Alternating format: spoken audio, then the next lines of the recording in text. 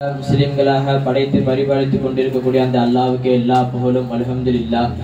மேலும் அவருடைய ஹபீப் கண்மணி ரசூலுல்லாஹி ஸல்லல்லாஹு அலைஹி வஸல்லம் அவர்களுடைய புனிதமிகு உம்மத்தினர்களாக ஆக்கினானே அத்தகைய அல்லாஹ்வுக்கு எல்லா புகழும் அல்ஹம்துலில்லாஹ். மேலும் அவனுடைய வலிமார்களை, அவுலியாக்களை, நாதாக்களை நேசிக்கக்கூடிய மக்களாக நம்மை ஆக்கினானே அந்த அல்லாஹ்வுக்கு எல்லா புகழும் அல்ஹம்துலில்லாஹ். அல்ஹம்துலில்லாஹ் அலா குல்லி ஹால். அல்லாஹு தாலாவுடைய மாபெரும் கிருபை இந்த குழப்பம் நிறைந்த காலத்திலும் அவனுடைய வலிமார்களை, நாதாக்களை, நல்லோர்களை, ஷேகுமார்களை நேசிக்கக்கூடிய சபையில, நேசிக்கக்கூடிய மக்கள்ல, அவர்களை புகழ் பாடக்கூடிய சபையில அல்லாஹ் நம்மளை எல்லாம் ஒன்று சேர்த்திருக்கிறான். அல்ஹம்துலில்லாஹ். ஏன்னா ஏன் நம்ம வலிமார்களை நேசிக்கிறது காரணம், அவர்களை கொண்டாடக்கூடிய காரணம் என்ன? ஏன்னா இப்ப ரசூலுல்லாஹ் மீது மௌலிது ஓதுறோம். ஏன்? அல்லாஹ்வை நமக்கு காண்பிச்சு கொடுத்தவங்க ரசூலுல்லாஹ்.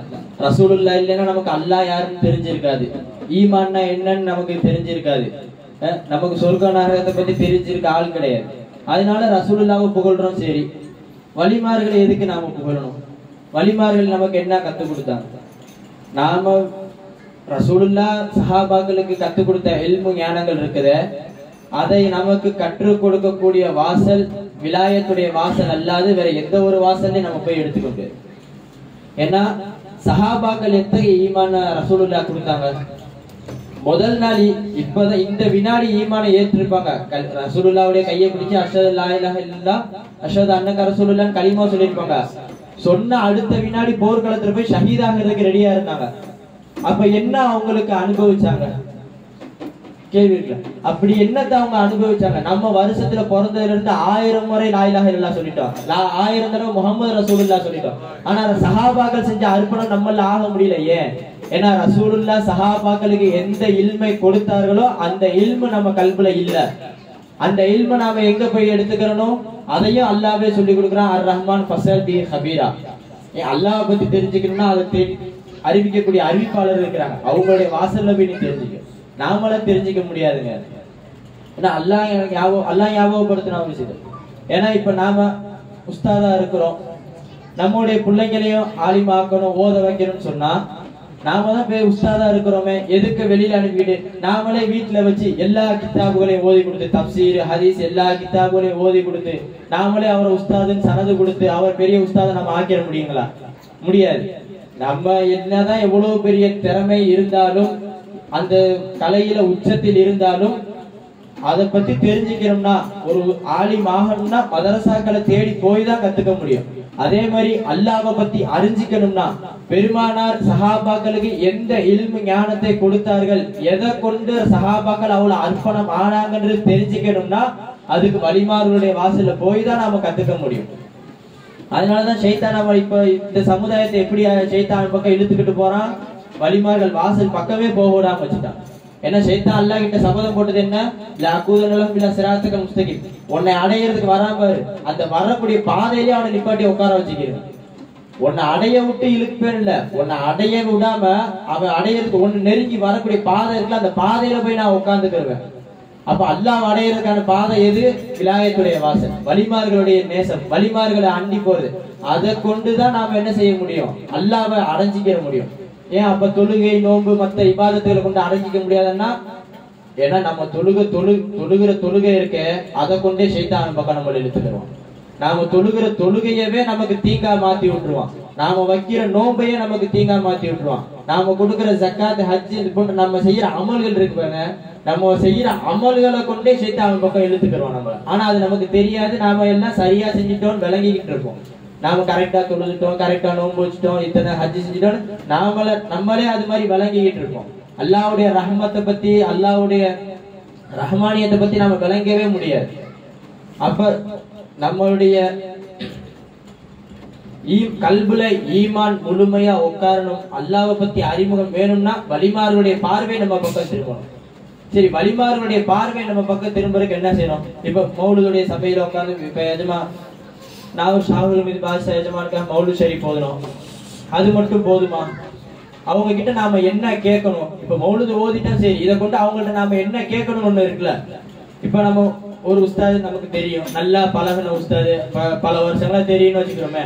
இப்ப அவங்கள போய் சந்திக்கிறோம், ஷரியத்துல பேணுதல் இல்லாத ஒரு மனிதரா இருக்கிறாரு அவருடைய நண்பர். அவர் உஸ்தாத சந்திக்கிற போது நமக்கு தெரிஞ்ச நண்பர் தானே, நம்முடைய உஸ்தாத் தானன்றதுனால அவர்கிட்ட போய் எனக்கு ஒரு ஹம்ரு வாங்கி கொடுங்க, மதுபானங்கள் வாங்கி கொடுங்கன்னு கேட்டா அந்த உஸ்தாத் சந்தோஷப்படுவாங்களா? சந்தோஷப்படுவாங்களா? இல்ல. அடுத்த தடவை அவனை திரும்பியாவது பார்ப்பாங்க, அவனை பார்த்தாலே ஒதுக்கி போயிடுவாங்க. இவன் கிட்ட போய் பேச்சு கொடுத்தோம்னா ஹராமான விஷயங்களை கேட்பான், எதுக்கு இவன் பக்கம் திரும்பிக்கிட்டு அவன் மூஞ்சி திரும்பிட்டு வேற பக்கம் போயிடுவாங்க. அதே மாதிரிதான் வலிமார்களும். வலிமார்களுடைய வாசலுக்கு நாம போறது தப்பு இல்ல, அங்க போய் நாம இந்த துனியாவை கேட்டோம் என்று சொன்னால் அவர்களும் நம்ம பக்கம் முகத்தை திருப்ப மாட்டாங்க. ஏன்னா எந்த அவுலியாக்களும் எந்த ஒரு நாதாக்களும் துனியாவை தேடியதே கிடையாது. அவருடைய நோக்கம் ஃபுல்லா அல்லாஹ்வை அடையணும், அல்லாஹ்வுடைய ரசூலை அடையணும், அது மட்டும் தான் அவங்களுடைய நோக்கம். ஏன்னா அல்லாஹ் ரசூலை தேடி யாரு போறாங்களோ அல்லாஹ் அவங்களுக்கு முதல்ல கொடுக்கறது செல்வத்தை தான் கொடுப்பான். சொத்து செல்வத்தை கொடுத்து தான் சோதிப்பான். அதோட அவங்க நின்னுட்டாங்க, முடிஞ்சு போச்சு. அல்லாஹ் ரசூலுடைய நெருக்கம் கிடைக்காது, அல்லாஹ் ரசூலுடைய பொருத்தம் கிடைக்காது. அதையும் தாண்டி எனக்கு இது வேணாம் ரப்பே, இது எனக்கு துளியும் வேணாம், இந்த துனியா எனக்கு தேவையில்லை, எனக்கு நீதான் வேணும், இந்த துனியாவையும் தூக்கி உதறி தள்ளிட்டு யார் அல்லாஹ்வை நெருங்கி போறாங்களோ அவங்களுக்கு தான் அல்லாஹ் அவனுடைய நெருக்கத்தை கொடுப்பான். அப்ப அறவே மதிக்காத துனியாவை, இந்த உலகத்தை அறவே மதிக்காதவர்கள் வலிமார்கள். நாம அவங்க கிட்ட போய் எனக்கு சொத்து வேணும், செல்வம் வேணும், துனியால இது இருக்கு, எனக்கு இந்த தேவைகள் இருக்கு, இந்த தேவை நிறைவேறணும், எனக்கு இது இருக்கு, இந்த இப்படி நம்முடைய துனியா விஷயமா இந்த உலகத்துல என்னென்ன தேவைகள் இருக்குதோ அதைத்தான் நாம அங்க போய் முறையிடுறோமே தவிர்த்து அவர்கள்ட்ட என்ன கேட்கணுன்றதை நாம விளங்கிக்கலாம். அதுதான் என் ஷேக் நாயகம் சொல்லி கொடுத்தாங்க. பாணி அவுலியாக்கள்கிட்ட போற, நாதாக்களுடைய தர்பாருக்கு போற, போயிட்டு அல்லாஹ் கிட்ட நீ கேட்கறதா இருந்தா அவர்கள் எதை கேட்டாங்களோ அதை நீ கேட்கணும்பா. அவங்கள்ட்ட என்ன இருக்கோ அதைத்தான் நீ கேட்க முடியும். ஒரு டாக்டர் கிட்ட போய் எனக்கு இன்ஜினியரிங் சொல்லி கொடுன்னா அவன் எப்படி சொல்லி கொடுப்பான்? அப்ப வழிமார்களோட துனியான்னு ஒண்ணு கிடையவே கிடையாது. அவங்கள்ட்ட போய் துனியாவை கொடுன்னு கேட்டுக்கிட்டு இருந்தீங்கன்னா அவங்க உங்களை திரும்பி பார்ப்பாங்களா?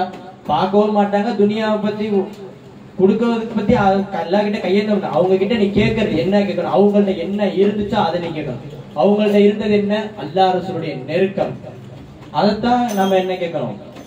அதனால நீ வலிமார்கள் தர்பாருக்கு போனீங்கன்னா அல்லாஹ் கிட்ட கேட்கறது, யா அல்லாஹ் இந்த எஜமான எப்படி அலங்கரிச்சியோ அவங்களுக்கு எந்த ஈமான கொடுத்தியோ அந்த ஈமான எங்களுக்கு கொடு, அவங்களுக்கு கொடுத்த தக்குவாவை எங்களுக்கு கொடு, அவர்கள்ட்ட இருந்த ஈமான, அவர்களுக்கு இருந்த இஸ்லாமை எங்களுக்கு கொடு, அவர்கள் எப்படி உன்னை அறிந்து உன் ஹபீபை அறிந்து உன்னையும் உன் ஹபீபையும் சந்தோஷப்படுத்தி வாழ்ந்தார்களோ அந்த வாழ்க்கையை எங்களுக்கு கொடு.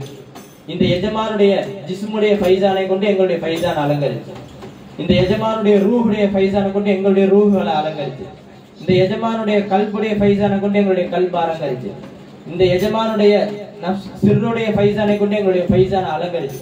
இதை மட்டும் நீ கேட்டுட்டு வாப்பா. வலிமார்கள் தன்னால உன்னை தேடி அடுத்த முறை நீ போகும்போது என்னுடைய குலாம் வந்துட்டு அந்த வலிமார்கள் உன்னை வரவேற்காக காத்திருப்பாங்க. நீ துனியாவே கேட்டுக்கிட்டு இருந்தா நீ போகும்போது முகத்தை திருப்பிக்கிறோம்.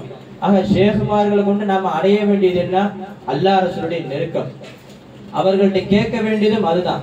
நீங்க எப்படி அல்லாஹ்வை ரசூலை அறிந்து அடைந்தீர்களோ அது போன்ற வாழ்க்கை எங்களுக்கும் கொடுங்க எஜமானன்ட்டு அவங்க கிட்ட நாங்க கேட்கணும். ஆக அவர்கள் வலிமார்கள் நாதாக்கள் எப்படி அல்லாஹ்வை அறிந்து அடைந்து வாழ்ந்தார்களோ அது போன்று என் போன்ற பாவிகளுக்கும் அந்த வாழ்க்கையை அல்லாஹ் தந்தருள் புரிவானாக. வாஹிர் தவானா அல்ஹம்துலில்லாஹி ரப்பில் ஆலமீன். அஸ்ஸலாமு அலைக்கும் வரஹ்மத்துல்லாஹி வபரகாத்துஹு.